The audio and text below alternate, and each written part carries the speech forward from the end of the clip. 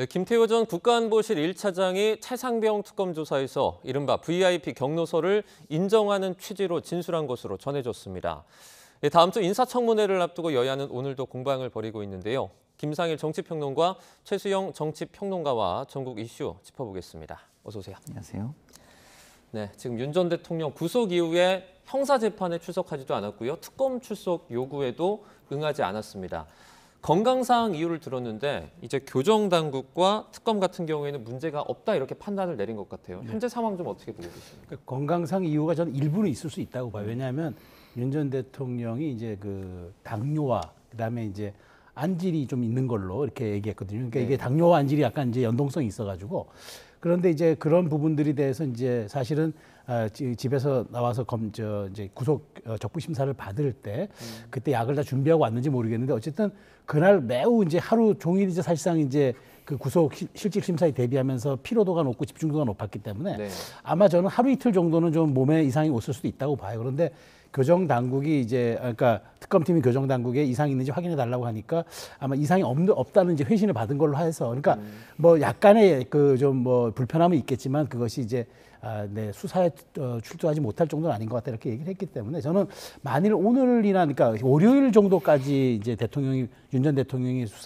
특검의 수사에 불응한다면 아마 강제 구인될 가능성도 보이는데 그렇지만 저는 이제 윤 전 대통령도 바로 전직 대통령이고 국가 원수를 지낸 분의 품위와 이제 인격이라는 게 있으니까 저는 그런 측면에서 수사에 협조를 해줘야 한다. 몸이 좀 허락하는 대로 그래서 저는 이제 강제 구인하는 그런 모습보다는 다음 주 월요일 날 정도에는 출두를 해서 수사에 협조하는 게 맞지. 왜냐하면 그 뭐 시간을 끈다고 그다음에 뭐 수사에 협조 안 한다고 사건의 본질이 달라지거나 갑자기 있던 죄가 없어진다거나 이러지는 않지 않습니까? 네. 그런 측면에서는 윤 전 대통령의 어떤 그런 약간 전환을 좀 기대하는 편입니다. 네.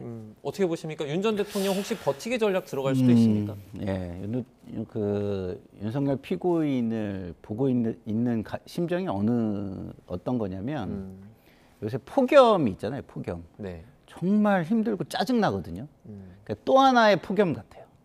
윤 전 대통령이요? 네네. 진짜 짜증 나고 힘들어요, 피곤해요. 예, 국민들이 너무 피곤할 것 같고 너무 짜증 날 것 같아요. 아니 왜 국가의 최고 권력자까지 지낸 사람이 이렇게뿐이 못하죠? 이게 국민의 심정이라는 말씀을 드리고 싶고요. 자, 건강상의 문제. 지금 윤석열 피고인 정도 나이에 계신 분들은 지금 얘기하는 정도의 건강상의 문제를 가지신 분들이 되게 많아요.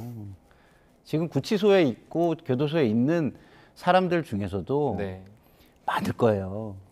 그러면은 그 사람들은 전부 다 앞으로 건강상의 이유로 뭐 예를 들어서 교도소에 구치소의 요구라든가 아니면 사법 형사적인 요구에 불응해도 되나요? 아니잖아요. 자, 국민들이 보고 있습니다. 제가 볼 때는 윤석열 대통령의 지금 이런 전 대통령의 지금 범죄 피고인으로서의 이런 수사 불응의 모습, 이거는 정말 본인이 법을 다뤘던 검사로서도 맞지 않고 최고 권력자였던 사람으로서도 정말 맞지 않는 모습이다 이렇게 생각합니다. 네. 윤 전 대통령이 뭐 나중에 조사에 응하게 되더라도 사실 뭐 진술을 성실히 할지 이 부분도 의문에 휩싸여 있는데요. 뭐 법원의 구속 결정에 불복한다든지 이런 움직임은 없을까요? 그런 아마 변호인단들이 이제 그 보석 청구한다든가 이제 할 수 있는 방어권 차원의 조치들은 하겠지만 자, 조사에 응한다 하더라도 진술을 거부하는 거는 사실상 법적으로 또 보장된 것이기도 진술 거부권은 그거는 이제 우리가 이제 피의자 인권에 그 따른 조치이기도 하고 그다음에 자기 방어권의 일환이기도 해서 할 수 있는데 근데 저는 제가 드리고 싶은 말씀은 윤석열 전 대통령이 조사에 응하는데 진술에 불응한다. 그러면 이제 관련 주요 정사자들의 진술이 거의 다 나와서 그 조사의 합의 90%에 이른다면은 뭐 윤 전 대통령이 최후 진술, 그러니까 자기가 여기에 대해서 조사에 응할 때 진술을 성실히 하지 않는다 하더라도 뭐 특검이 전 기소하는데 큰 문제가 없다고 보기 때문에 저는 윤 전 대통령이 차라리 사건의 실체와 진실의 일단을 알리는 게 더 낫다. 그러니까 정말 어떤 사안에 대해서 내가 이렇게 지시했고 오히려 부하들이 여기에 대해서는 사실상 보호받아야 하고 나는 이런 책임을 가지고 해야 된다. 아니 윤 전 대통령 재임 시절에 더 벅스 스탑 히어라고 모든 책임은 여기서 멈춘다고 그렇게 명패까지 둔 분 아닙니까? 그럼 저는 그렇게 하는 게 맞고요. 그러니까 방어권 차원에서 묵비권을 행사하거나 진술 거부권을 행사할 수는 있다 있다고 보는데 저는 이제 뭐 제가 법조인은 아니지만 그게 과연 큰 의미가 있을까? 다른 주요 종사자들이 진술이 다 나오고 증언들이 다 나온다 그러면은 저는 그게 큰 의미가 없기 때문에 오히려 전직 대통령으로서 거기에 대해서 역사의 기록도 남긴다는 차원에서 수사에 사실상 이제 좀 성실히 더 응해서 진실의 일단을 밝히는 게 오히려 그게 좀 필요한 태도가 아닌가 그런 생각이 듭니다. 지금 윤 전 대통령이 뭐 변호사를 구하기 어렵다 네. 이런 뭐 얘기를 했다라는 그 말도 나오는데 이제 뭐 구속영장 실질심사 때 발언을 했던 네. 그 내용이죠. 네. 진짜 이게 뭐 구하기 어려운 겁니까? 아니면 전략적으로 이렇게 표현을 하는 겁니까? 저는 두 가지라고 봅니다. 지지층을 향한 여론 전략, 그리고 법원을 향한 지연 전략과 그리고 동정 전략 이런 건데요. 지지층에다 저런 얘기를 함으로써 뭐 여론을 그 동정론으로 이끌고 지지를 좀 공고히 하고 뭐 이러고 싶은 마음이 하나가 있고, 네. 그리고 법원 쪽에는 이렇게 지금 변호사를 내가 지금 재구성해야 될 상황이다 이런 걸 하면서 어떤 방어권을 좀 제대로 행사할 수 없는 상황을 정상화해야 된다 뭐 이런 식의 주장으로 지연시키려고 하는 그런 것 아닌가 저는 그렇게 보고 있습니다. 지지자들 있지 않습니까? 네. 윤 전 대통령의 뭐 수감 시설에 에어컨이 없는 게 인권 탄압이다 이런 민원도 쏟아지고 있다는 보도도 나왔거든요. 어떻게 보셨어요? 저도 봤는데 저도 안타까워요. 사실 뭐 60대 중반에 이제 그 전직 국가원수가 사실 독방에서 사실 3평도 채 안 되는 독방에서 이 무더위에 우리가 가마솥더위 찜통더위라고 하는 이 무더위에 콘크리트 건물에 환기도 잘 안 되는 데서 네. 정말 그 지금 고생하고 있다. 저도 애틋하고 저도 마음이 좀 아픕니다. 그렇지만 뭐 우리 교정시설의 법이 그러해서 규정이 그러해서 모든 인권에게 모든 사람에게 동일하게 제공되는 조건을 전직 대통령이라고 또 특혜를 준다면 그게 또 얼마나 많은 또 여론에 또 부담을 주겠습니까? 그러니까 저는 안타깝고 하는 건 분명히 맞지만 거기에 대해서 특별하게 에어컨을 또 설치해주고 해야 된다 이런 것 사실 요구들은 뭐 안타까움을 발로라고 보지만 교정 당국이 받아들일 리도 없고 그다음에 만일 그렇게 한다 그러면 오히려 전직 대통령에 대한 그 특혜라는 차원에서 특검팀이 오히려 그런 여론들을 더 활용해서 수사도 할 수 있는 그런 부분들이기 때문에 저는 이거는 견뎌낼 수밖에 없다. 그건 뭐 윤 전 대통령이 오롯이 감당해내야 할 몫이라고 생각합니다. 네. 오히려 이런 거 사정을 봐주면 특혜 논란에 그렇죠. 휩쓸 수 있다 네, 그렇습니다. 이런 말씀이시고요. 자, 이 내란 특검은 윤 전 대통령 신병 확보라는 큰 산을 하나 넘었습니다. 다른 2개 특검도 동시다발 압수수색을 이어가면서 수사의 속도를 내고 있는데요. 먼저 특검 수사에 대한 정치권의 반응 듣고 이야기 이어가겠습니다. 무차별적으로 압색을 실시하는 것에 대해서 국민과 함께 분노하지 않을 수가 없습니다. 야당 망신주기, 정치 보복성 압수수색은 즉각 중단하시고 철수하기 바랍니다. 필요하다면 특검법을 개정하는 등 특검을 적극적으로 지원하겠습니다.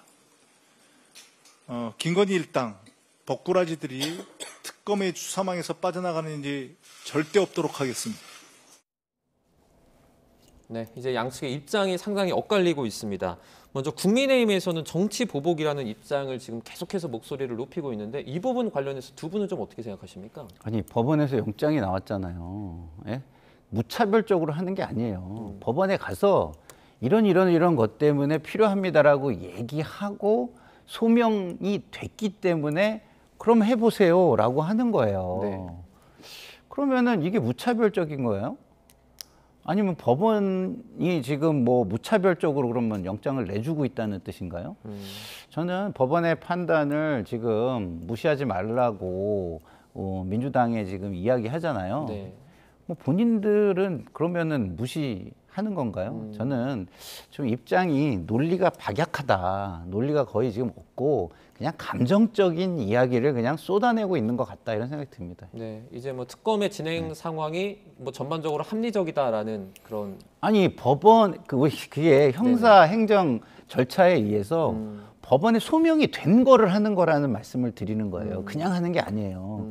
우리 송원석 그 원내대표 압수수색 하는 거 아니잖아요. 무차별적으로 한다 그러면은 뭐 본인도 사실은 압수수색 받을 수도 있다는 건데 그런 거 아니라는 거 본인이 알면서 저렇게 얘기하는 것은 뭐 물론 원내대표니까 의원 보호를 해야 되는 의무가 있어서 저렇게 그 의무감에 하는 거라는 한편의 이해도 갑니다만 그 구성하는 논리는 굉장히 좀 논리적이지 못하다 이런 생각이 듭니다. 네.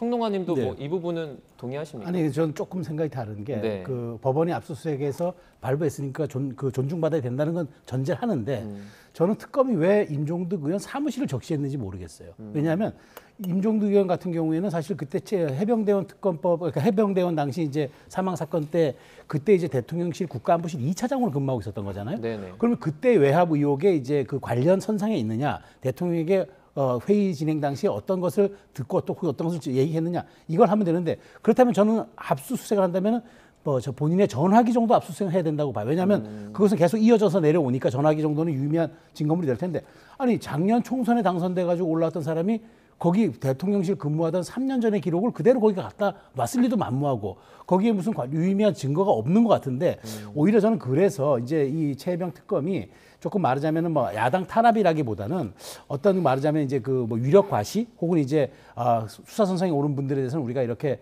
그 정말 압수수색을 통해 가지고 우리가 수사를 제대로 한다, 뭐 이걸 보여주기 위한 일환이 아니었냐. 그러니까 저는 임종득 의원 정도라면 유의미하게 그냥 휴대전화 정도는 탁 찍어서 압수수색이 필요한데, 굳이 의원회 간 보좌진들까지 다 있는 그쪽을 다 털을 이유가 뭐가 있느냐.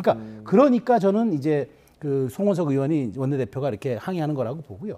그런 측면에서 오히려 저는 이게 그 특검이 일종의 여론전의 일환으로 이것을 좀 끌고 가려는 의도가 있는 것 아니냐. 그러니까 법원이 해줬으니까 존중받아야 된다는 건 저도 인정하지만 네. 저는 이게 좀 과한 것일 수도 있다는 생각이 듭니다. 아니, 근데 저는 말씀하시는 거에 동의해드리기가 어려운 게 네네.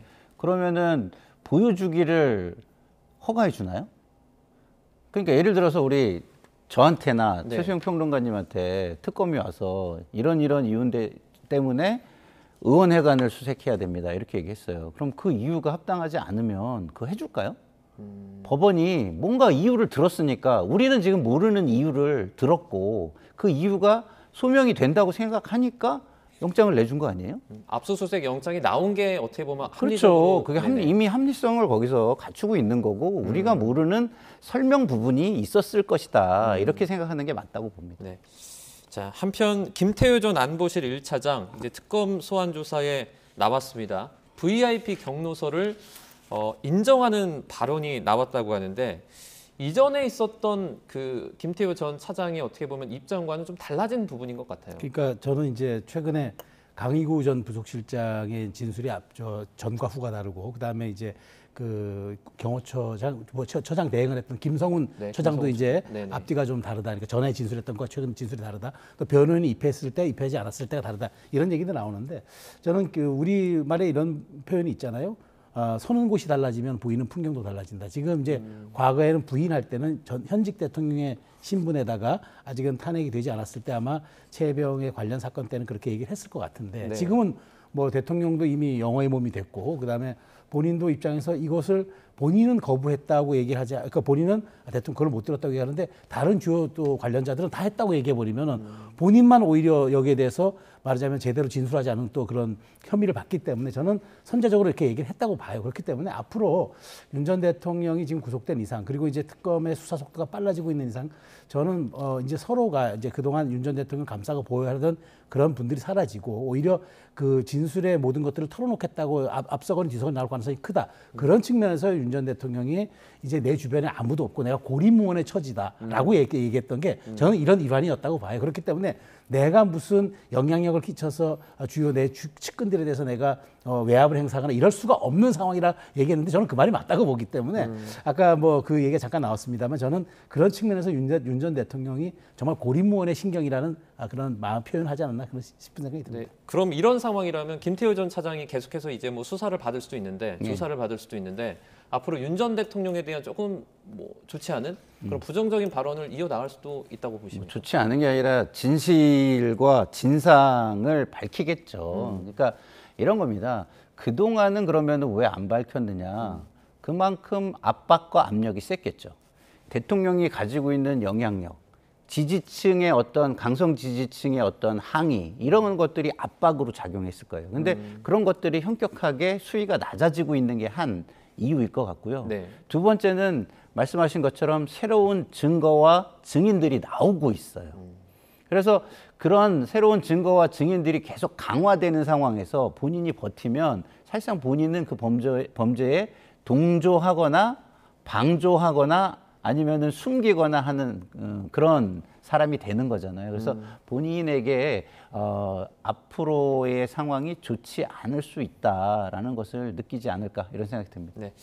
이런 가운데 민주당에서는 이제 윤 전 대통령 방탄에 나섰던 그 45명 국민의힘 의원 얘기를 계속해서 하고 있습니다.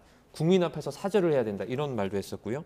이에 대해서는 좀 어떻게 생각하세요? 저는 뭐 민주당 입장에서는 주장할 수 있으나 이건 국민의힘 의원들의 판단을 몫이다. 어쨌든 그 지금 혁신위와도 그렇고 바로 직전에 김용태 비대위도 그렇고 이런 데 대해서는 계속 사과를 하고 있고 그다음에 네. 신임 송원석 원내대표도 그러니까 불법적인 계엄에 대해서 선한 사과를 한다고 불법이라는 단어까지 썼어요. 그렇기 때문에 자 그렇다면 이제 45명의 의원들은 정치적으로 판단해야 되겠죠. 이걸 뭐 법률적으로 강제하거나 거기에 이제 일종의 윤 전 대통령에 대해서 관저에 가서 이제 좀 이렇게 우리가 그러니까 우리가 보호 시위를 했다는 이유만으로 저는 뭐 처벌받을 수 있는 규정이 이런 건 없잖아요. 다만 이 부분은 정치적으로 국민들의 의사에 반하고 또 이런 지금 최근에 국민의힘의 여러 가지 지지율이 하락하고 있는 이런 상황들 속에서 민주당 입장에서는 아예 이렇게 국민의힘을 좀 정말 좀 아까 좀 고립문의 처지로 몰아넣으면서 정치적으로 공격하는 건 있겠지만 오히려 저는 오히려 국민의힘 의원들이 여기에 대해서는 좀 입장을 밝힐 필요가 있다고 봐요. 그때는 사실 이러이러 했는데 뭐 또 탄핵이 됐고 조기 대선 끝났기 때문에 우리는 이제 이런 것들은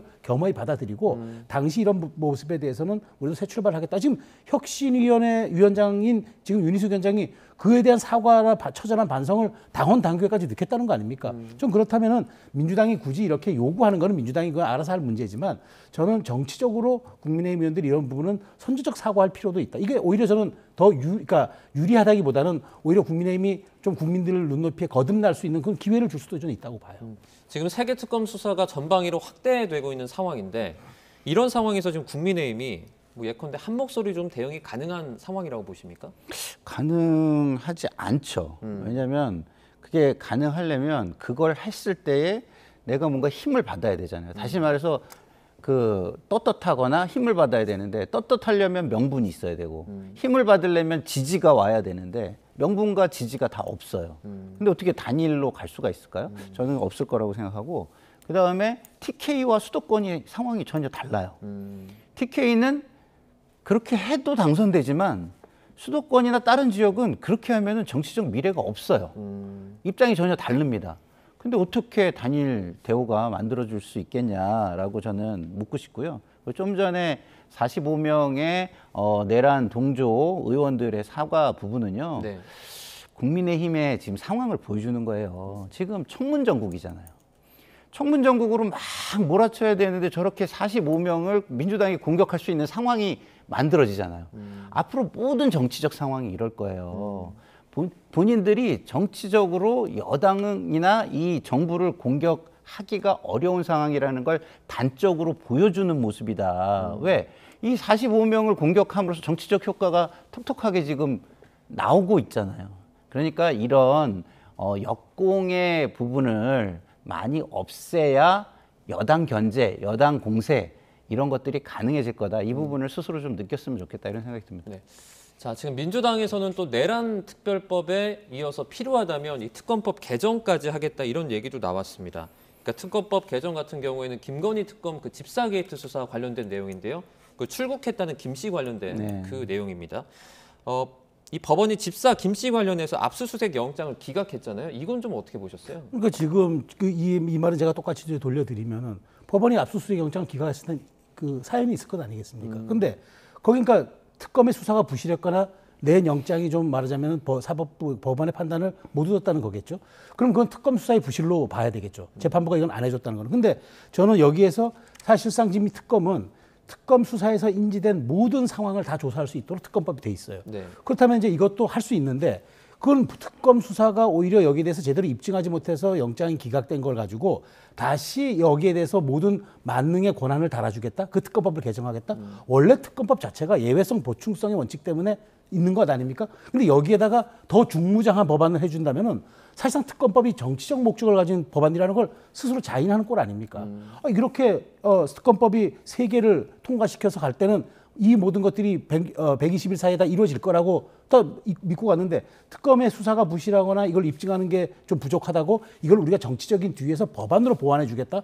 맞는 키를 달아주겠다? 이거야말로 저는 민주당이 지금 입법 폭주와 이거는 여기에 대해서 자신들의 의도를 관철시키려는 정치적 목적이 있다 생각하기 때문에 이렇게 하면 안 됩니다. 이렇게 하면 오히려 그렇게 해서 특검이 수사를 해서 결과를 냈다? 국민이 다 동의하겠습니까? 그런 측면에서 민주당이 이런 과한 특검에 대한 그 지원들은 저는 이거는 철회되고 오히려 특검이 지금 할 수 있는 능력을 발휘해서 제대로 120일 안에 수사 결과를 내는 거 그게 필요하다고 봅니다. 네.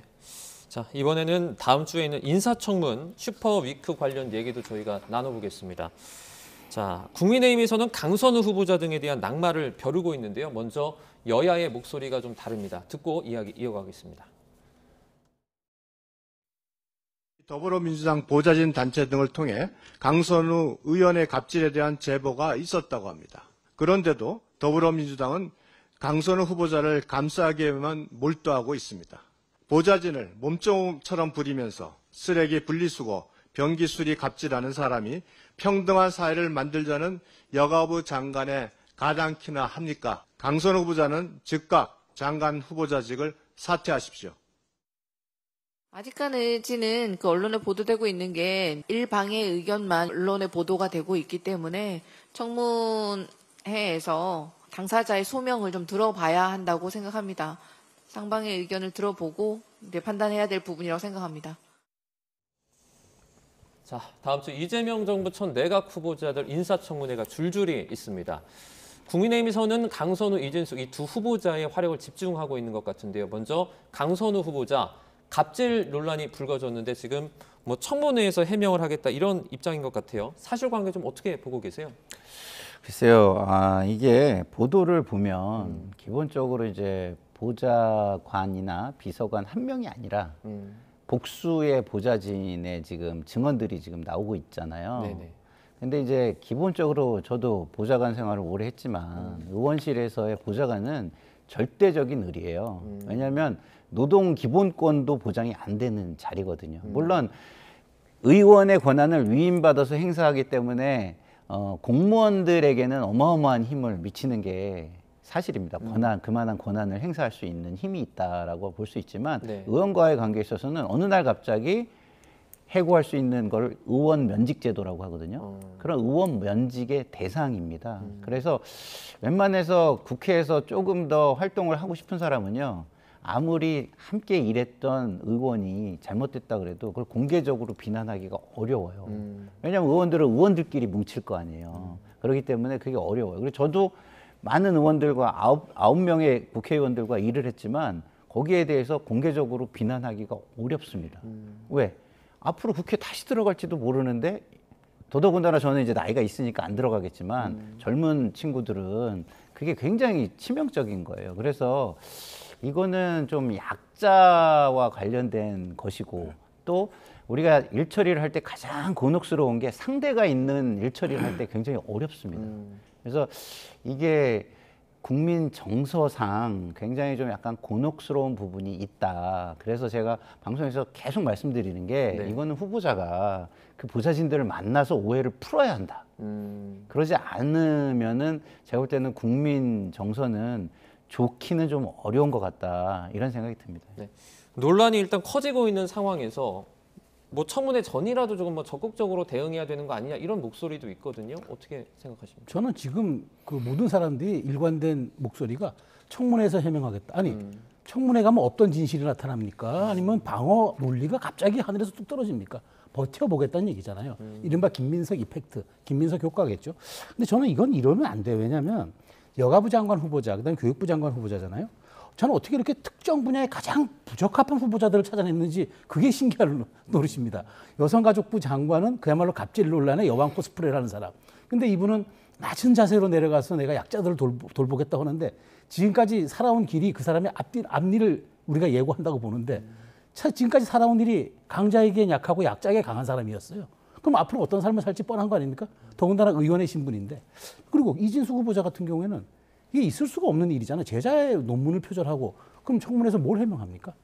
그래서 저는 이 부분들에 대해서는 그 민주당에서는 약간 그런 건 있을 거예요. 이제 이게 뭐 누구 라인을 통해서 이제 이게 된지 모르니까 이건 이분 보호해야 된다 이런 얘기들 해서 지금은 뭐 낙마 한 명도 없다고 얘기하는데 저는 거꾸로 과거 정의당의 데스노트라고 있었잖아요. 그래서 거기에 포함된 사람들 반드시 낙마를 시켰는데 저는 이번에 국민의힘보다 개혁신당의 데스노트가 있을 것 같아요. 그래서 세석에 불과하지만 그래서 저는 이런 청문회를 거치면서 저는 민주당이 이렇게 과감하게 대승적으로 2명의 후보를 낙마시키는 다음에 오히려 전 이재명 대통령 지지율이 올라가는 거예요. 왜냐? 대통령이 여론에 반응하고 여론에 조응하는 거니까. 근데 끝까지 간다? 윤석열 정부의 재앙이 어디서부터 이루어졌습니까? 전 정부에서 이렇게 훌륭한 장관 후보자 보셨습니까? 라고 대통령이 도스태핑에서 얘기하는 순간부터 추락은 시작됐습니다. 저는 이걸 반면 교사 삼아야 된다고 봅니다. 네.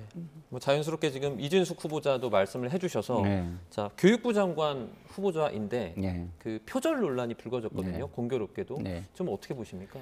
그러니까 이게 어떤 죄가 나쁘냐 뭐 덜 나쁘냐 이런 거보다 정치권에서는 정말 무서운 게요. 네. 헌법보다 더 무서운 것 있습니다. 그게 뭡니까? 국민정서법이라는 거예요. 근데 국민정서에 맞지 않아요. 왜? 우리나라 많은 부모님들이 전부 다 자식을 교육시키고 있습니다. 근데 내 자식이 지금 교육을 받고 있는데 그 교육에 이런 일이 있다? 그 교육을 하면서 이런 차별을 받을지도 모른다는 우려를 가진다? 이거 쉽지 않아요, 사실은. 그래서 다른 장관이면 모르겠는데 네. 교육부 교육부 장관이라면 이런 논란은 국민 정서를 극복하기가 쉽지 않을 것이라고 저는 생각하고요. 네.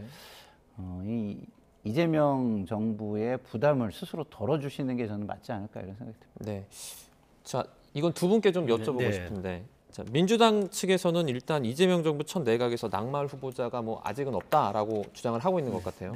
이대로 밀고 나갈까요? 아니면 조금 다른 어떤 전략을 보여줄까요? 저는 그렇게 못 밀고 나갈 거예요. 그러니까 지금 이재명 정부 지지율이 고공행진을 한다고 이걸 네. 밀어붙이잖아요. 바로 역풍부입니다. 지금 말씀하신 것처럼 헌법보다 위에 있는 게 정서법입니다. 지금 국민들이 이재명 대통령에게 기대를 보내는 이유는 뭡니까? 물론 전 정부의 실망에 따른 반대, 그러니까 이른바 기저효과, 기준점 효과라는 것도 있지만 네. 뭔가 여론에 반응하고 내가 이재명 대통령이 좀 강성의 길로 갈 것 같았는데 자꾸 유연해 가거든요. 그렇게 상대적으로 기대를 허물어뜨렸을 때 오히려 지지가 올라가는데 낙마 안 시키겠구나, 낙마 안 시켰구나. 그럼 어떻게 반응하겠습니까? 똑같네, 이 사람들. 저는 그렇기 때문에 정치는 여론에 반응하는 게 책임 정치의 전 일환이라 보기 때문에 저는 지금 말은 그렇게 하지만 청문 과정 거치고 여론조사 나오면 못 갈 겁니다. 네. 평론가님 조금 전에 뭐 덜어주는 게 조금 낫지 않을까 이렇게 네. 말씀도 해주셨는데 민주당은 어떻게 할까요? 사실은 이 청문회가 순차적으로 이렇게 임명안을 내지 않고 18명의 후보자를 거의 비슷한 시기에 낸 이유가 있습니다. 이 이유는 뭐냐면 이렇게 한두 명의 후보자의 그 논란이 다른 후보자들의 논란을 덮어주는 효과가 있거든요, 사실은. 그런 어떤 전략적인 측면에서도 원래 장관 후보자들은 한꺼번에 지명을 하고 추천을 하는 경우가 많습니다. 전략이 있네요, 그게. 전략이 저는 있다고 봐요. 네. 그렇다고 한다면 어쨌든 간에 낙마의 숫자를 줄여야 하는 거잖아요. 이 그 추천을 한쪽에서는. 네. 그러면은 가능한 마지막까지는 버티는 모습을 보일 수밖에 없는 거 아닌가. 그러나 마지막에 그거를 버티다가 무조건 밀고 간다 이러면 국민 정서가 그렇게 좋아질 수는 없겠죠. 예. 네, 저희 전당대회 얘기도 좀 해보겠습니다. 8월에 여야 모두 이제 전당대회가 예정이 돼 있는데요. 민주당 당대표 전대는 지금 2파전으로 확정이 됐습니다. 두 사람 다 어떻게 보면 찐명 명심 대결을 펼치고 있는 상황인데 당원들의 선택 어디로 기울까요? 글쎄 저는 초반에는 좀 박찬대 의원 쪽으로 가는 게 좀 여론이 좀 많지 않을까. 왜냐하면은 이재명 정부 초기에 6개월간이 이제 말하자면 골든 타임이고 1년 이제 이 잔여 임기가 대표의 잔여 임기가 1년이니까 네. 조금 무리 없이 가는 쪽을 이제 당원들이 택할 것이라고 봤는데 최근 기류가 조금 달라지는 게 정청래 의원이 좀 약간 약진하는 것 같아요. 저는 이걸 어떻게 보면 물론 이건 뭐 수치가 나온 건 아닙니다만 이제 분위기가 그런 건데 저는 이걸 이렇게 봐요. 이재명 정부가 들어서 지금 뭔가 약간 개혁, 그러니까 강성 지지층들이 요구하는 개혁 속도가 조금 더뎌 보이고 하니까 오히려 차라리 그 보완은 조금 센 당대표가 해주는 게 낫지 않겠느냐라는 네. 보완적 생각을 좀 하는 게 아닌가 싶은데 저는 그럼에도 불구하고 뭐 한 달 후에 이제 나올 결과에 대해서는 오히려 저는 그래도 당원들이 이재명 정부가 조금 안착하기 위해서는 소프트 랜딩하기 위해서는 그래도 박찬대 정도의 경륜이 좀 필요하지 않을까라고 생각하지 않을까 싶은데 현재는 어쨌든 정청래 의원이 대단히 약진하고 있는 상황은 분명히 보입니다. 네, 평론가님은 어떻게 보십니까? 하늘 아래 태양이 두 개이길 바라는 사람이 별로 없잖아요. 그래서 태양이 하나 떠 있을 때는 그거를 좀 약간 보조할 만한 사람, 그리고 보조를 맞춰서 그 태양을 더 빛나게 해 줄 사람을 네. 원한다고 전 봐요. 네. 그러면은 정당이 그렇게 해주는 가장 큰 일은 뭐냐? 선거에서 이기고 지지율을 올려주는 거예요. 그러면 선거에서 이기고 지지율을 올리려면 가장 중요한 타겟이 어디입니까? 중도층이에요. 중도 확장력이라는 게 굉장히 필요한 겁니다. 그래서 당원들은 상당히 당과 지금 이재명 정부를 생각하고 있기 때문에 결국은 전략적 선택을 하는 사람들이 많을 것이다. 지금은 두 후보가 다 친명이기 때문에 거기서 누가 좋다, 누가 나쁘다 이런 얘기를 못 해요. 결국은 투표장에 가서 선택을 할 텐데 거기에는 전략적 선택이 있지 않을까라는 생각이 저는 듭니다. 네, 자 이번엔 국민의힘 상황 조금 더 복잡합니다. 윤희숙 혁신위원장이 사과를 했는데 이 사과 관련해서 또 파열음이 벌써 터져 나오는 것 같아요. 그러니까 저는 김용태 전 비대위원장도 경솔했다고 당의 구주류들이 비판하고 네. 그렇게 안철수 위원장이 이제 그만두고 어렵게 영입한 또 윤희숙 위원장이 돼서도 그거 했으면 안 된다. 경솔했다 얘기하면은 도대체 혁신과 쇄신을 어디서 하라는 얘기입니까? 그러면 아무것도 하지 않고 가만히 있는 게 그게 쇄신이고 혁신입니까? 시인 이상이 이런 말을 했습니다. 절망이 기교를 만들고 그 기교가 또 절망을 만든다고. 지금 넘겨보고 보자는 전략이잖아요. 네. 국민이 지금 엄중히 지켜보고 있습니다. 그러니까 이른바 대선에서 패배한 정당 이전에 네. 윤 전 대통령을 배출한 정당인데 어쨌든 탄핵이 되었어요. 그러면 여기에 대한 것들은 충분하게 저는 그 선제적으로 짚고 넘어가야 될 것들이 청산되지 않는 한 저는 그다음에 어떤 얘기를 해도 국민이 받아들이겠습니까? 그러니까 저는 이렇게 혁신위가 구성되고 비대위할 때마다 자꾸 이렇게 비난을 하거나 비판을 하면은 그럼 혁신과 쇄신하지 말자는 얘기잖아요. 그럼 뼈를 깎는 혁신이라는 말을 하면 안 되죠. 제가 보기엔 뭐 더 이상 깎을 뼈도 없어 보이지만 네. 이런 식으로 뭉개고 가자는 거 저는 이게 과연 국민의힘이 새롭게 태어나자는 건지 정말 저도 참 우려가 듭니다. 네, 절망과 기교의 무한 반복이다 이런 표현까지 써주셨는데 어떻게 보세요? 장동혁 의원이 당대표에 출마하려고 그러는 것 같아요. 그러지 않고 이렇게 말도 안 되는 소리를 할 리가 없다는 생각이 드는데 자, 사람의 말과 행동에는 목적이라는 게 있는 겁니다. 네. 사과는 왜 하죠? 잘못했을 때 사과를 하죠. 그렇지만 용서를 받기 위해서 하는 거 아닌가요? 네네네. 용서는 누가 하죠? 피해자나 국민들이 해야 되는 거 아닌가요? 근데 그분들에게 충분하게 용서가 되거나 용서를 받지 못했다는 게 지지율과 모든 거에서 다 나타나고 있는데 내가 사과했잖아. 너 뭐야? 왜 용서 안 해? 이렇게 나오는 거는 적반하장 아닌가요? 그런 모습이라고 생각합니다. 네.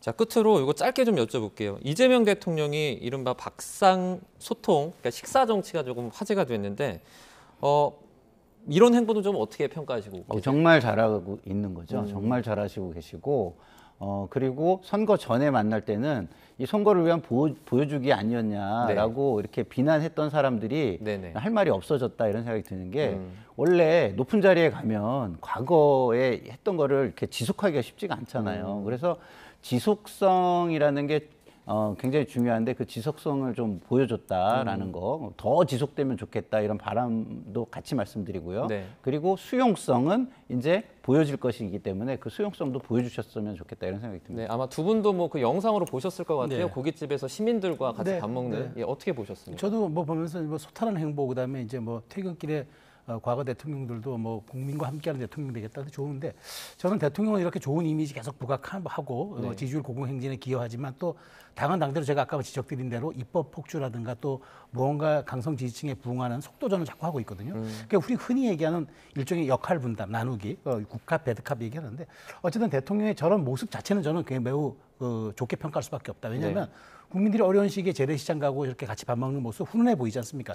다만 당정대가 한 팀이라 그러면은 저는 그와 일환되는 당의 모습도 함께 보일 필요가 있다라는 말씀을 짧게 드리겠습니다. 네, 알겠습니다. 두 분과 여기서 인사드리도록 하겠습니다. 김상일 정치평론가, 최수영 정치평론가와 함께했습니다. 오늘 고맙습니다.